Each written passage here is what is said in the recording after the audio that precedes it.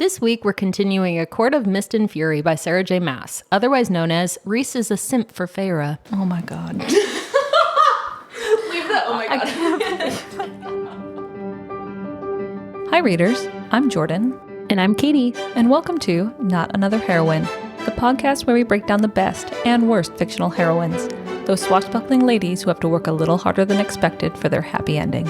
Want to see what's next on our TBR list? Subscribe to us on YouTube or follow us on Instagram for a sneak peek at upcoming content or to help us pick our next book.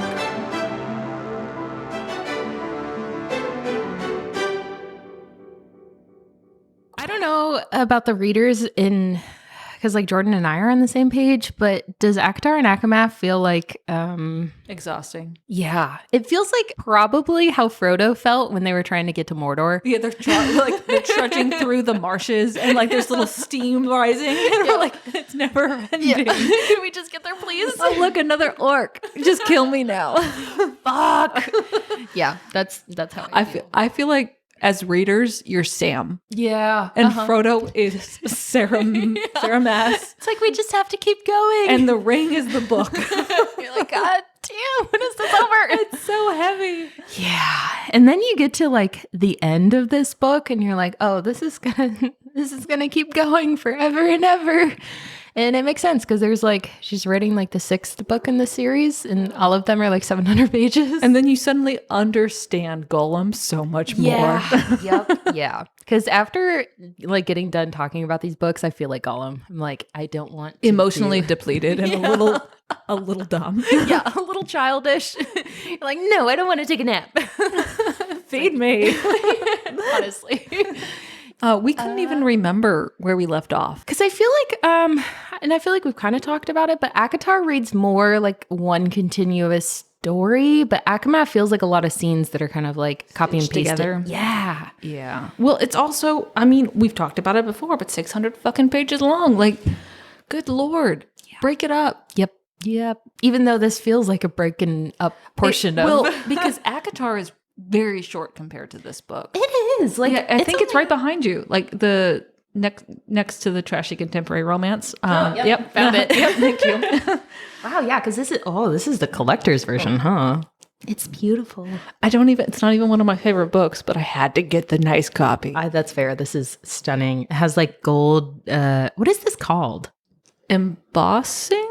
Embossed? Yeah, gold embossing. I don't know that's not the right word. We're both like, Rob is going to murder us when he hears this. It's 433 pages. And even that, like, it felt I short. Almost don't believe that. Yeah, like they could have she could have taken 100 to 200 pages from ACOMAF and put it on ACOTAR. Yeah.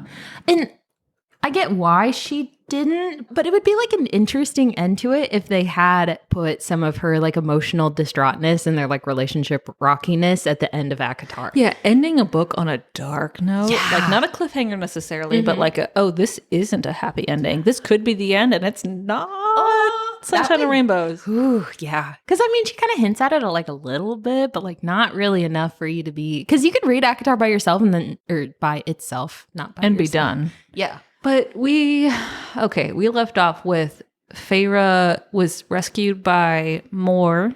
Oh, yeah. And taken to a cave with Rhys. And she has resolved to be like, you know what? I was in a toxic living situation back at the spring court, and I'm going to just stay with you guys forever. Yeah. And that's kind of fair. Because I also appreciated that like the scene after this, I think she like wakes up in that like castle palace with no walls or whatever. And she immediately is a little bit like nervous about asking him to stay there with them, which is, I thought, a very valid thing. She's like, I don't have anywhere to live. Like, I feel uncomfortable just asking you to host me for the next indefinite amount of time. I don't have any money. Like, that would be scary. That's terrifying. But at the same time, I wish she had kind of acknowledged her own like worth a little bit more. I understand that she was in this very dark place, but she has all of the powers from all of the High Lords. Like, that's an asset in and of itself. Yeah. Like, you could be a weapon. Yeah. You could really go anywhere and people would be like, yep, gonna treat you like a princess. And even if you didn't have all the powers, you destroyed Amarantha. Yeah, that's true. That's like a coupon for life. Coupon for life. Yes. Accurate. She can go anywhere and just take things and they'll be like, thank you. But Rhys does a good job about not making Feyre feel, what's the word? Like indebted. Oh yeah. Or like stuck too. Cause he's like, I think it's right after this. But he's like, you'll get paid for your position. Yeah, he's like, gonna give her a salary for just hanging out in his house. But it's like nice because she has an escape route now. You know what I mean? Like she has money. If she ever felt like she wanted to leave, she could. Which she did not really have with Tamlin. Like no, it was never really clarified. You're not allowed to leave. Here's a paint set, bitch. Be content in your little room. Yep. Let the adults do stuff.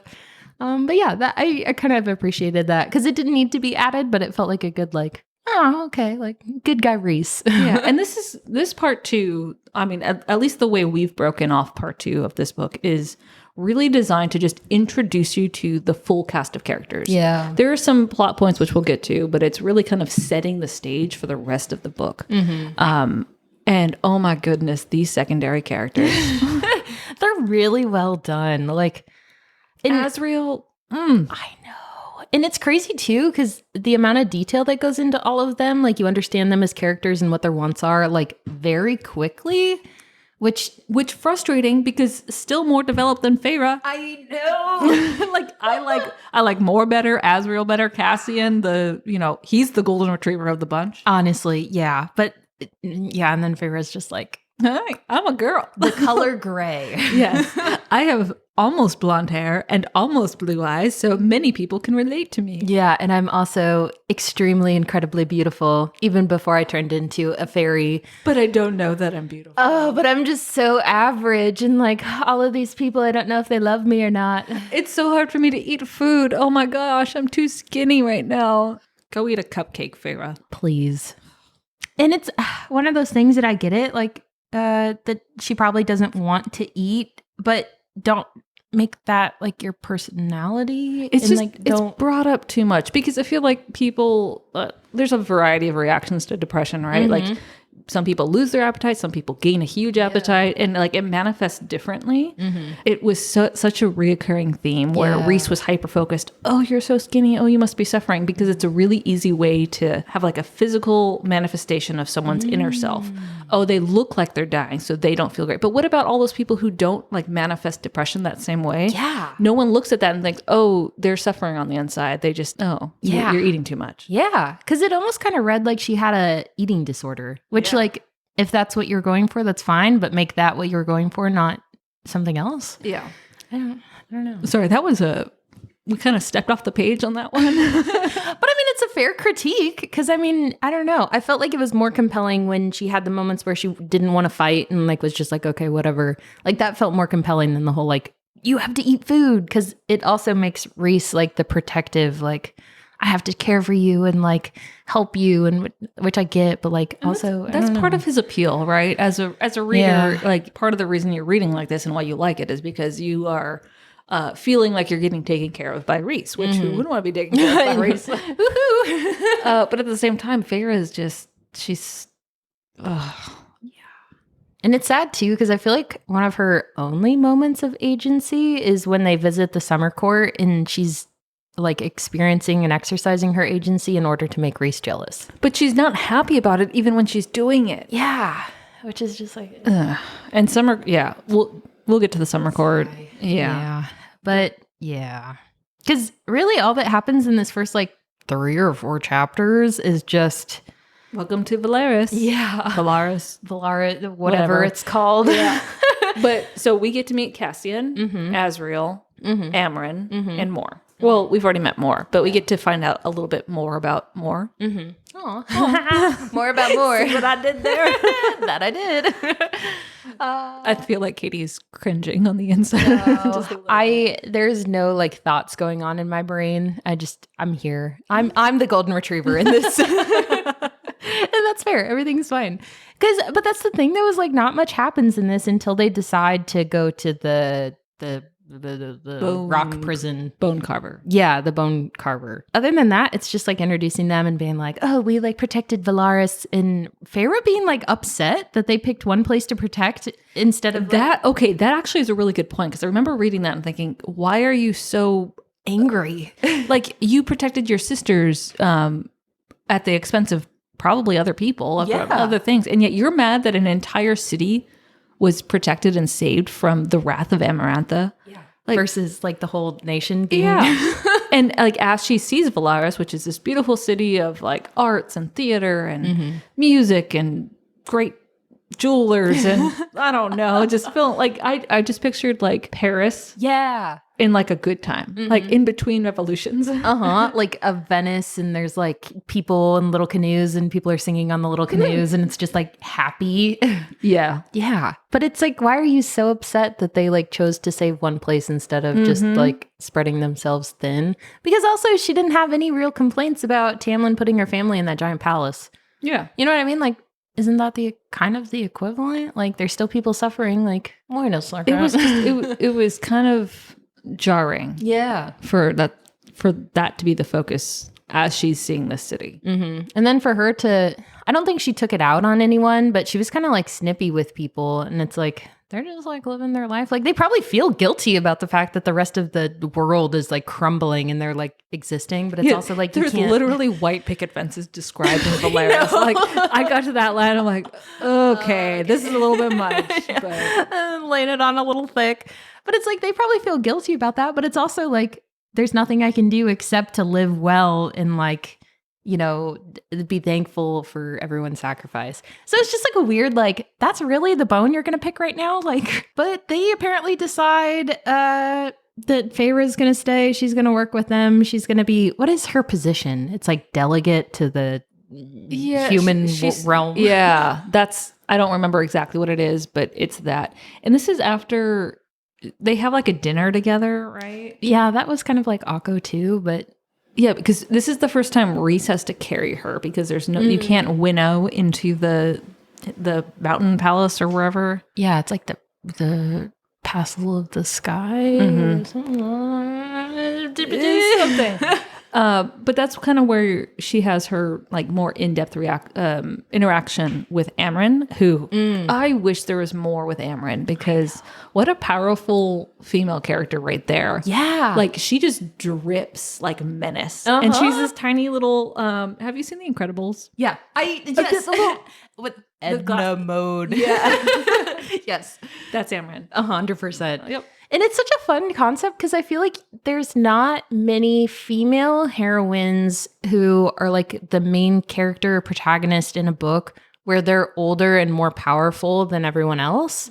Like, I feel like that's not something that is really ever done, or they like start out really like weak and then it's like something happens and then they're powerful, but like they already have the guy and he's like, you're powerful and amazing, but we have to win this war. But I just like, I want from the very beginning for someone to be like really old and angry and powerful and like, if I don't like you, I will kill you and there's nothing you can do. Like, I want that.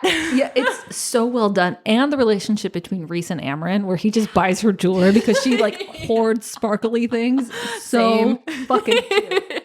I just like the fact too that he treats her with like that. You keep Amren happy and the world continues moving. That's very respectable. Like, I get that. It's cool because Feyre and Rhys are out in Valaris shopping and he buys like a brooch or something. Yeah, it's something like. And like Feyre's like, who the fuck is this for? And he's like just a friend. And then when you meet Am, you're like, oh, no wonder. That's fair. That's fair. Buy her another one so she stays happy, please. But basically, they kind of just like outline all of the issues that they're currently experiencing, like the threat of Hybern. It's very convoluted. Yeah, that's how I felt because even at the end, I didn't really understand like what was happening. So my general understanding, because I'm sorry, I still haven't finished ACOMAF yet. I am dragging and I've already read it. Like, there's no reason for me not to finish it. I feel like this one's harder to read a second time than ACOTAR is to read. And this is the one I was excited to reread because of what happens. Yeah. But yeah, so I haven't finished it yet. But from my general understanding so far, at like 70% of the way through, Amarantha, right, was a commander under the King of Hybern. Yeah. Who is like the big badass fairy king.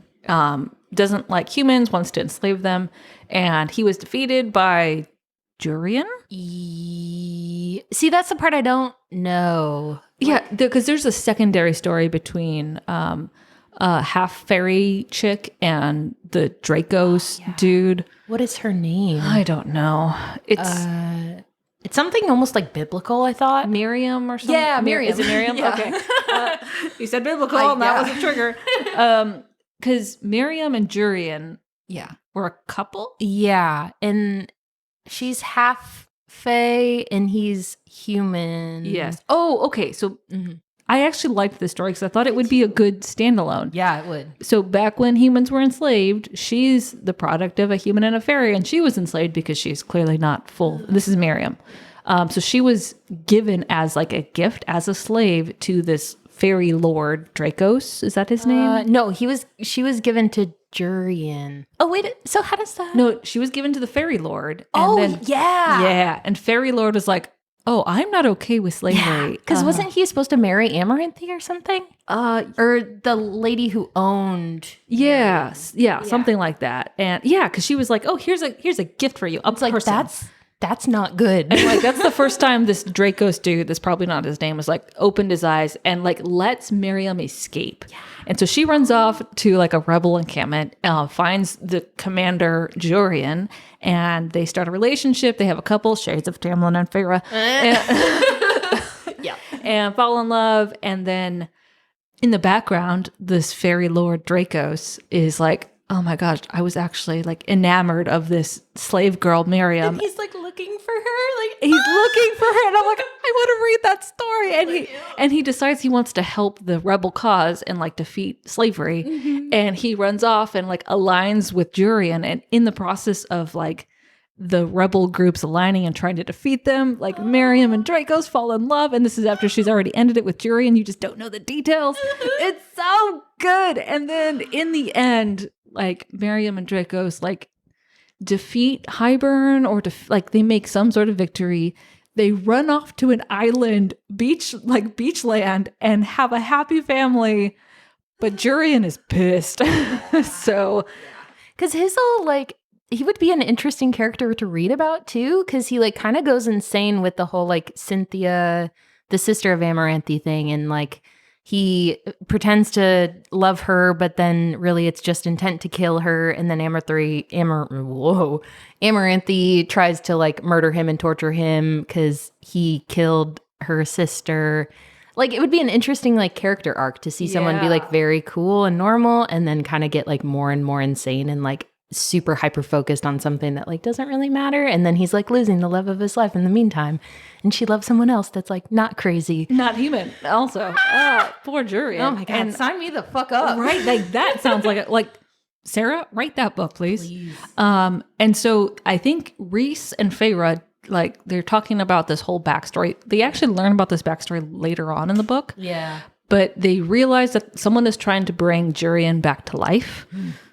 It's part of like the King of Hybern is overtaking the lands. Like there's just the big baddie is coming back to overtake everything and like submit all the High Lords. Like all the courts are going to go. Like that's the big push. Yeah. And enslaving humankind. And that's why Feyre is like, oh my God, we have to defeat him, my family. It's just the whole human colony. Like it seems kind of half-assed. Yeah. That's putting a little bluntly. Because I think that was my feeling is that if Hybern is like this crazy, all-knowing, you know, conniving, like sets all this stuff up and bamboozles all of these Fae that are like 800 years old, like why didn't he do this like earlier? Years and years ago. Like they do mention that Amaranthe is a test case. Like they send a commander to like test the waters essentially. Mm-hmm. Obviously, she didn't do too well because she only lasted like 50 years, which in like fairy terms is like, oh, you tried. You lasted 7 minutes. But it's just like the whole thing was kind of confusing. But they explain this to Feyre sort of. And then they're like, if you know all this, you really have to help us. And she's like, obviously, I'm going to help you because my family. And then they decide to ask the bone carver about what's going on with the King of Hybern and like all the sus details because he's the only one that would know. And the bone carver is held in this scary ass prison. I pictured what's the cave. We're going back to Lord of the Rings here. In Fellowship of the Ring, when they have to go and it's the scary fire demon dude and the bridge of I could not give you a name. I played way too much. Like, there's a really good video game where you get to basically play through the movies on Nintendo GameCube back in the day. But you know where they have to like knock on the mountain door? It's like the abandoned dwarf mines. Mm-hmm. That's what I pictured as the mountain prison that they're keeping the bone carver in. Oh, that's good. I imagined the cave where the Horcrux is kept in the 5th Harry Potter movie, where it's like right on the sea and it's all like cliffy and scary and you have to put blood on the wall to like open it up and it's all spooky and you can't really like use magic there or like get out. Oh yeah, that sounds terrifying. So a combination of the two and you got the right spooky level. And Amryn was held in this prison. Yeah, because that was such a fun detail that Amryn's like, I'm not fucking going back there. Absolutely. You got me fucked up. And Feyre is terrified because she has to go back under a mountain and she's already suffered under a mountain. So she's like having a little like internal crisis. Fair. And it was so cool because Amryn comes to Feyre's room at night and she's like, hey, you know, you got to do this, but here is this magical necklace that has served me well. I want it back, but you can borrow it. You can borrow it, and it will help you get through the mountain. And so, like, Feyre is like in shock and awe, like, "Oh my god! Like, I will protect this with my life." Yes. And so she has her magical necklace, and it makes her feel better, and it doesn't do shit. Nope. So, that's such a good like Amryn moment. Oh my god! That's who you are. Yeah. So they go into the mountain to the prison, and they find the bone carver. Mm-hmm. Super ominous. Yeah. This dude. So the bone carver appears differently to different people. Which spooky is a concept. Like, I don't love the whole like I'm not seeing reality thing. Mm-hmm. Like, that's terrifying to me. And he's literally carving bones, and they bring bones to give to him as like a starting off. Like, let's have a conversation. Here's a go. Yeah. I love the fact that Rhys held on to the bone that she threw at Amaranthi. Oh, I forgot about that. He is such a fucking like a master simp planner. for Feyre. You know what I mean? Oh my god, that is the episode title. Like, that's fair. That's fair. Because he just like held on to this memento for ever. This is like 6 months past. He was just like, we're going to cause hold on to this. some issues with our title here, but it's true. Yeah. He's probably head of the like Feyre fan club, and he's like, I bought this on eBay for $37,000. That's how I imagine that went down. Yeah, that tracks actually. But so he appears to Rhys as Jurian. Yes. Oh yeah, which and then the writing, the planning on how the bone carver appears to Feyre as a adorable 8 or 7-year-old boy with black hair and blue eyes, and you're like, when you know, dude. Like, we can't talk about it yet, but yeah, it's just spooky too, because this again speaks to Sarah's skill as a writer, that she's like foreshadowing everything. This is going to sound harsh. I'm here for it. Shimmy, shimmy. So I'd say the writing is good. Yeah. It's not like we've had our complaints in the previous parts of ACOTAR with some like writing trends she tends to like lean on heavily. Yeah. What she is like a master storyteller. Like, I could see that. She has these phenomenal ideas and character develop, like the ideas of these characters. And so like the delivery and like the intricacies of writing it, I feel like sometimes is a little lackluster. But like the ideas and the plot development, like I would love to see this woman produce a show or a movie. I 100%. That's like a really good point, because there are things that she kind of like not fucks up in the writing, but you're like, I've read this line 87 times. It's like, it's not beautiful English, right? You're not going to get lost in like, what a well-designed paragraph. Like, I sound a little nerdy right now, but like, I think of Juliette Marillier. I was literally thinking of fucking The Daughter of the Forest. Yeah. Like, the writing is not the same at all. Beautiful. Like, you can just admire the structure of the writing, which it's just, this is kind of like Hollywood writing. Yeah. Yeah. It's like very approachable, kind of like 8th, 9th grade reading level. Like, it's not a challenge. Like, turn your brain off, you'll be fine. Just skim through it. But the actual story is, enthralling. That's a beautiful point. I feel like that's a very like not wholesome critique, but that's the best word that comes to mind, but like Aw. well-rounded. It's like, this is what you're good at, but this is what you're not good at. And it's like not like pulled from anything weird. Also going to trigger like a billion ACOTAR. Which is crazy because it's a valid point. It's like, what? What is that? Why are you booing me? I'm telling the truth, or whatever that line is. Do you know what I'm talking about? No, I don't. But oh my God. Why are you booing me? I'm right. I think that's what it is. Sorry, that's like a TikTok thing. Anyways. Oh my God. Anyway, back to the bone carver. So the bone carver basically tells them what they need to do, which is I don't know what they have to do. I don't remember that part. I know. I don't remember like the details of any conversation that happens in this book. No. Because they kind of ask like how someone would, they ask how someone hypothetically would bring back someone that was like dead. Because they've heard the Jurian's going to come back to life. And then he kind of talks about the cauldron and then the book. Yeah, they would need to use the cauldron and then the book. Mm-hmm. But it's been like the cauldron has been broken up into 3 pieces. Yeah, they like cut the legs off, which like I don't. In my head, why does that do anything? Well, yeah, I don't know, but because is it like one of those, fucking Halloween ass? I know, that's what I pictured. The little balls, all like there's 3 balls, and then the cauldron, and like they just chopped off a little piece. So I'm like, what did those do? So it's rolling. I can't get it to stand up. The cauldron of life is just spilling the contents everywhere. That's exactly what I imagined. I was like, why do those matter? It doesn't. Not at all. But they need the book to use the cauldron, and they also need to get the cauldron. So this means that the 3 human queens, which I don't know why there's 3 of them. There's 6. What?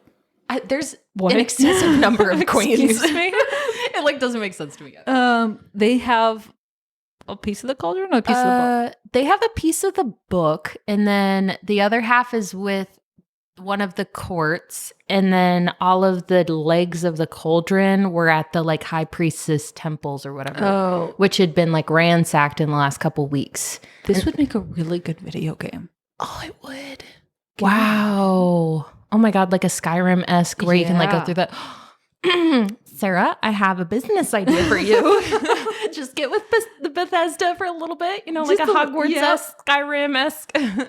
Oh, that'd be so... Oh my God, I would play the shit out of that. Well, actually, maybe please don't make this because like I have things I need to get done in the next day. Make it, because then you get to play as Feyre, and then you get to interact with Rhys and Cassian and Asriel. Everything is fine. I would play the shit out of that video game. 100%. Okay. Just the fact that both of us have put in like however many hours in the Hogwarts Legacy game. I have a whole herd of like magical creatures, and I haven't made any progress in the game itself. I just take care of animals. I love that because that's like surprising because you're such a like driven, like determined person, and you're like, I'm just like raising animals in my little like room of requirement. Interior decorating on my like magical cavern. You're like level like 4. Yep. Wait, how far are you? I don't know. I have 2 of the unforgivable curses. Katie, I use them like. Every time my partner like comes through like our living room where I'm playing this game and he hears like Crucio or Imperio, he's like, you are a criminal. I refuse to go down that path. Oh, Akko, I 100% were like, click. I know. Well, I'm a Ravenclaw, I think. That's like... I don't know if I'm a Gryffindor or Ravenclaw. There's been some kind of... Everyone's like a little bit of all of them. Yeah. I think you're like dominant Ravenclaw with the rising Gryffindor. Oh! See what I did there? Oh my God. Don't even get me started on astrology. Dude, okay, so sidebar, we're going to step out of ACOMAF. Yes. Katie is a wizard. She did a reading via text on Rob. Yep. I felt like you might have shown him the light, and maybe he believes now. Yeah. So for context, I'm very open about my love and belief in astrology, and everyone in the office are those like, hyper intelligent, like, you believe in this? And I'm like, absolutely, 100%. It's my like stupid thing that I love. And everybody shits on me, Rob shitting on me the most. Yeah. Yet he did his natal chart at my behest, and I gave him a reading of his sun sign, moon sign, and ascendant, and he was terrified. I felt uncomfortable reading your assessment of his natal chart. I'm like, that's That's rough. It's spooky, huh? And it's awesome because I got this book at Half Price Books, and I'm 100% sure it's like not cursed, but it's arcane of some magnitude. Based on what you pulled out, like, ugh. Yeah. Yep. Uncomfortable. Yeah. Totally. 100%. So you're going to do that at our work Christmas party. I am. It's a fun party trick because it makes people uncomfortable. They're like, I don't like that you know this much about me. Well, I feel like even if you know people loosely, right? But you're good at reading people, and then you have like a starter kit. Yep. You can tailor it very easily and creep the fuck out of people. They're like, oh, I don't like that I'm being like psychoanalyzed right now. It's a very good... I am probably on the side of not really believing it, but using it, but kind of like tarot cards. Yeah. Like people find what they need to find.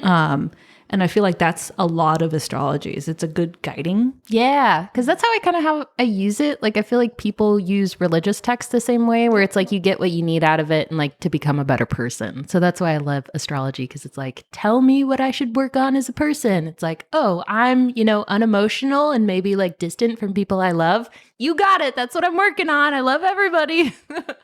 That's an Aquarius trait, if you're wondering. I'm not going to say it. Yep. It's fine. I do wonder what their astrological signs are, because Feyre is born... She's born on Christmas, isn't she? Yeah. Or like December 21st, the longest. Winter solstice, which would make her a Sagittarius, which is interesting. Is that...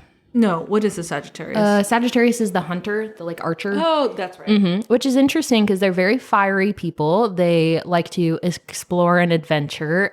They can sometimes be like mean to the people closest to them. But readers, if you're a Sagittarius, I'm sorry. Here is your reading. But they're like fun people. But she strikes me more as like a Capricorn or like a Cancer. Someone that's more like, so Capricorn isn't really emotional. They're like very unemotional, analytical, just like look at the facts and like, that's what life is. Know all of this. I don't know how you keep it in your brain. That's fair. This is like my nerdy like side thing. Like you have baking, I have astrology. That's fair. One of the two is way more helpful than the other. I can't eat. As a tool to evaluate people, I feel like this is very handy. That's fair. Until people are like, oh, like I gave you the wrong date that I was born, and ha ha ha ha. Rob did that to me and I was very upset. But it's fine. Sounds like such a Rob. I know. Yeah. So I don't know, because I always like to do like astrological, like if they give a birthday in a fantasy book to see if their like astrological sign pairs up with who they are as a character. 98% of the time they don't, because people like when they're writing their character don't like.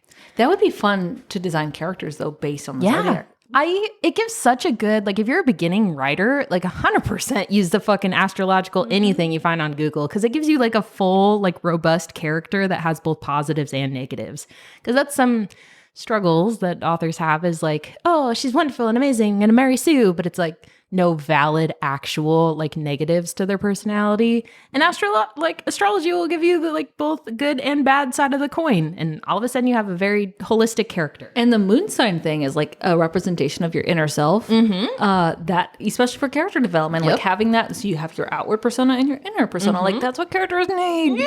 Feyre doesn't have shit on that. And it's all free. Just like Google it and you have a full character, and then you just put a name on them and you're done. Yeah. Like, why didn't she do this with Feyre? Because, like, if she did, like, a natal chart for her, like, you would get... I am convinced that Feyre, we've talked about this in ACOTAR, is not designed to be a super unique character. Feyre is meant to be a fucking Bella, so everyone can read it. That's true. Because I wonder if Sarah learned her lesson with having Serena and / Aelin from her first series be such a like... She's very strong. She's very unique, and not everyone likes her. Yep. Yeah. And so it's interesting that ACOTAR has made more money than the Throne of Glass series. So I wonder if she like learned her lesson and she's like, we got to tone down the personality here. You are now Bella Swan.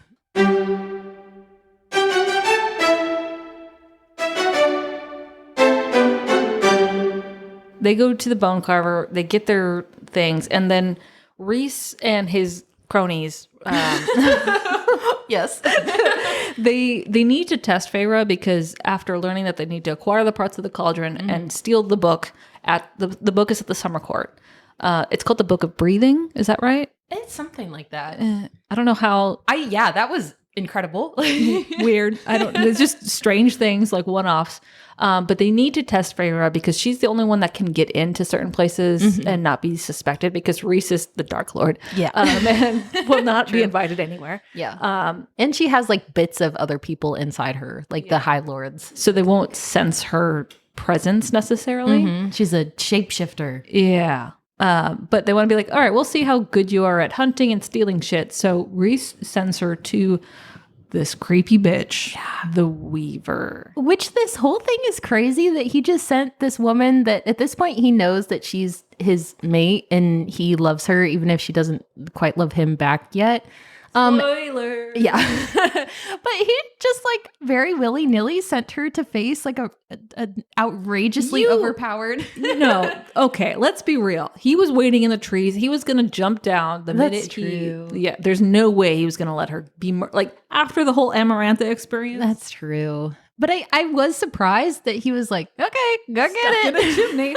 Yeah. She's like so gross though. I know. Okay, so again, like going back to the whole master storyteller thing, the imagery that's presented here when Feyre and Rhys go to the Weaver, which is described. So the Weaver is a blind, right? She's blind. Like a spooky Hansel and Gretel, but like make it gross. Very gross.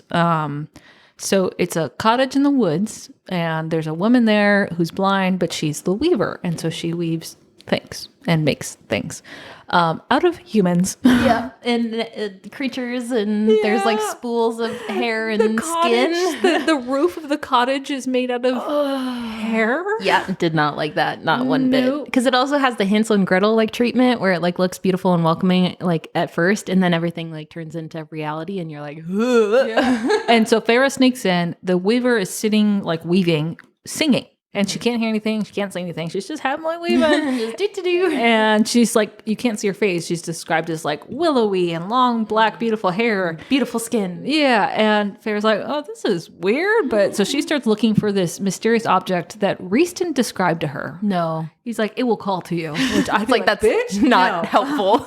And so she doesn't see anything. She doesn't see anything. And then she's sensing that she's running out of time. And then she sees it, and it's a ring. Okay, so the way this ring is described, a star sapphire. Have you ever seen one? I don't think so. So it sounds like a fantasy thing. It's like a dark blue stone that actually has a star in it, but it's a real stone. What? Yeah, so if you Google star sapphire, Rob bought one for his partner. Oh, wow. They're beautiful, and they're pretty rare, I think. They're hard to find. Oh my God.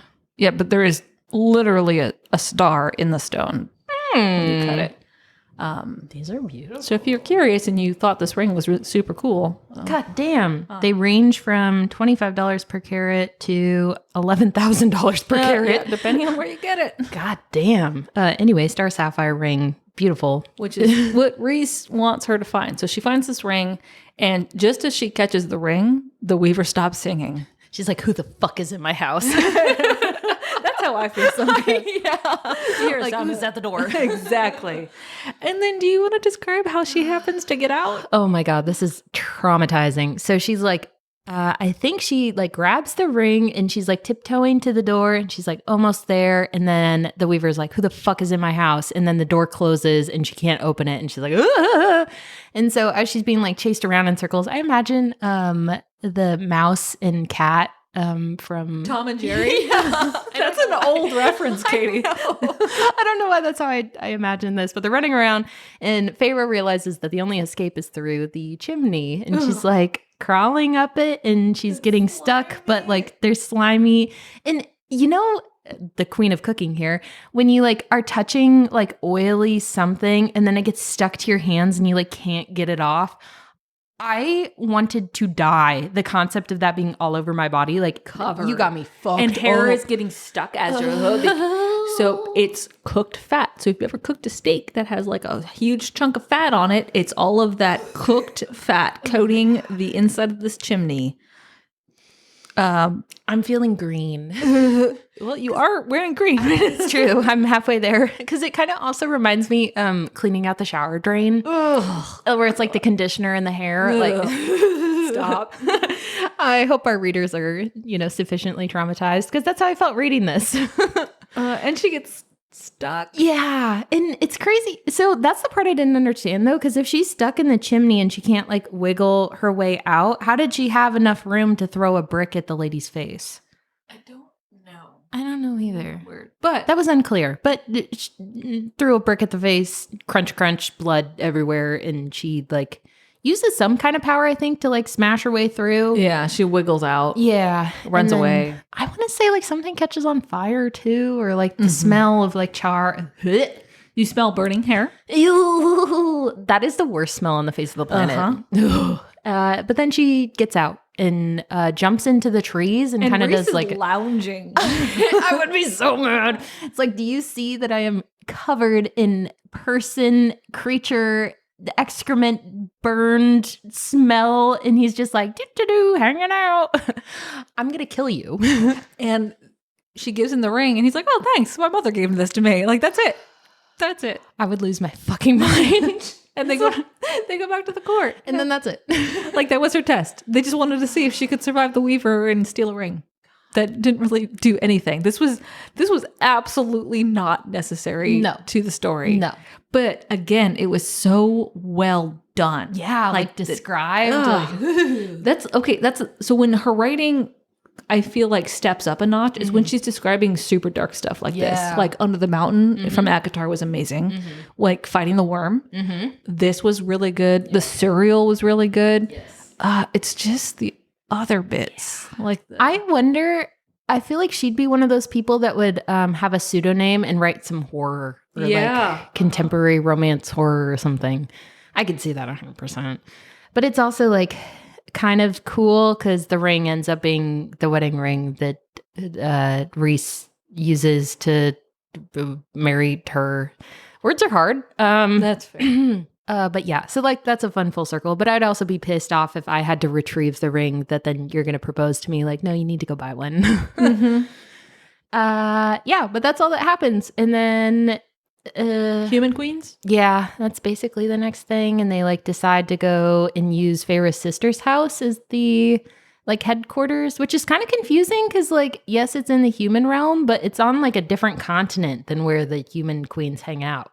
Yeah. You know what I mean? Yeah. I just felt like it was a very arbitrary decision to use. I mean, granted, they're very wealthy now, like they're well known. So Feyre like writes to her sisters and says like, "Hey, can we use your house to invite royalty? And also I'm bringing my Fae pack with me." Like, It's like, what? Can we say no? Or yeah. yeah, because I feel like it was kind of just like a mechanism to get Nessian or Nessian, that's a new. That's good their ship name. compliment, Yeah. Nessian together, and then to also have like Elaine be there, and then to have Rhys be upset because they're shitheads. You know what I mean? I don't like that trope.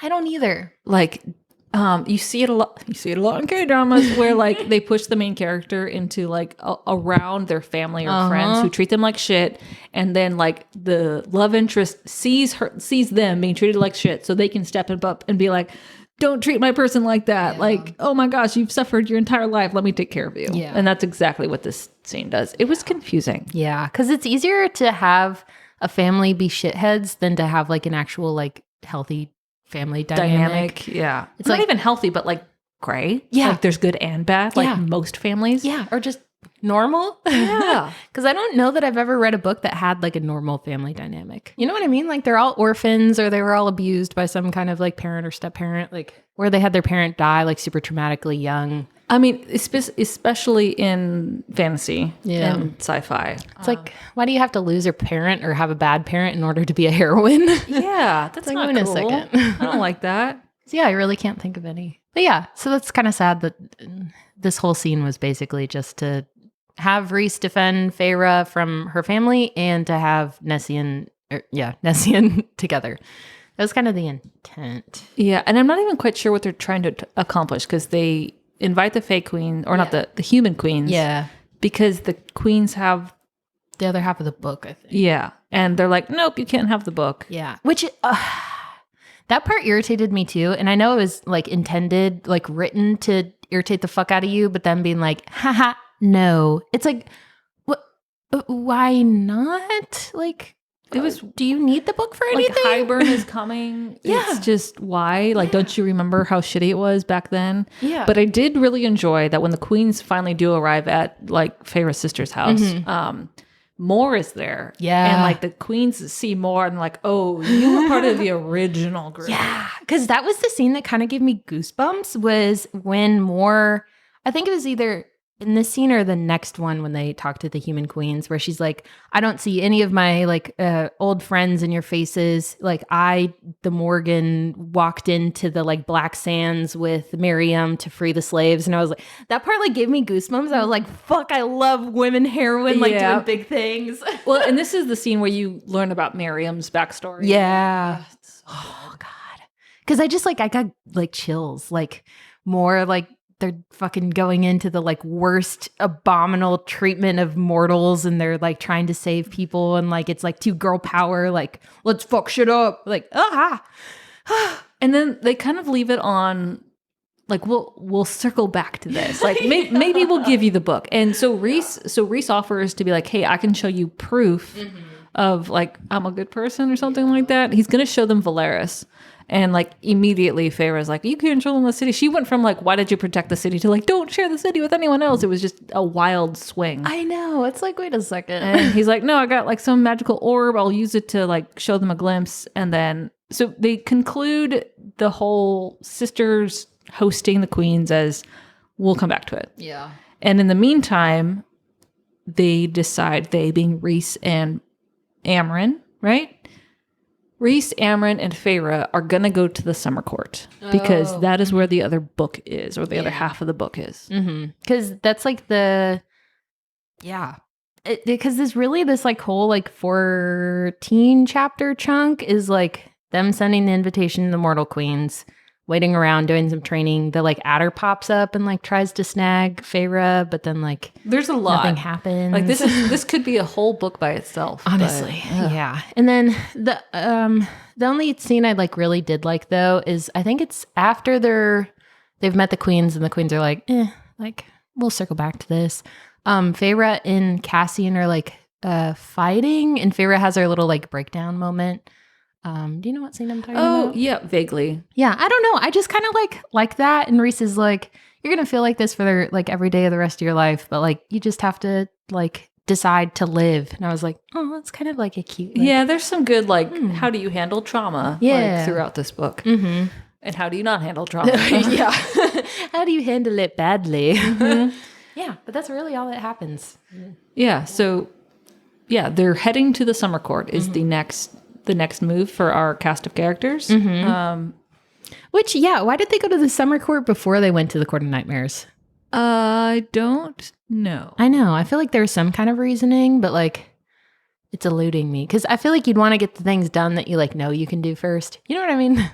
Yeah. And maybe the summer court was more approachable. I could see that. But we will... Yeah.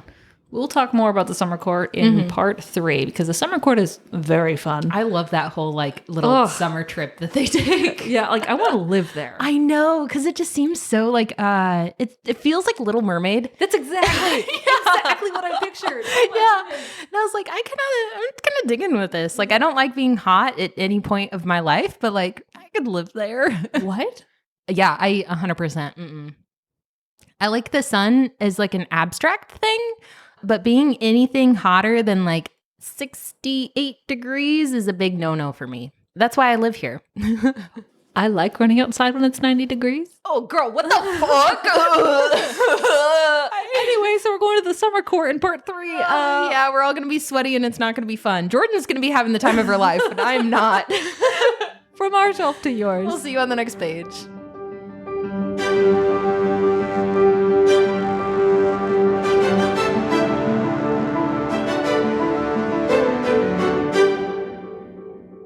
Hi, readers. If you'd like to help us pick our next book, send us a message on Instagram. Or if you'd like to just listen, we post new episodes every Monday and Wednesday on Spotify, Apple, and Amazon. Thanks for listening. Bussin'.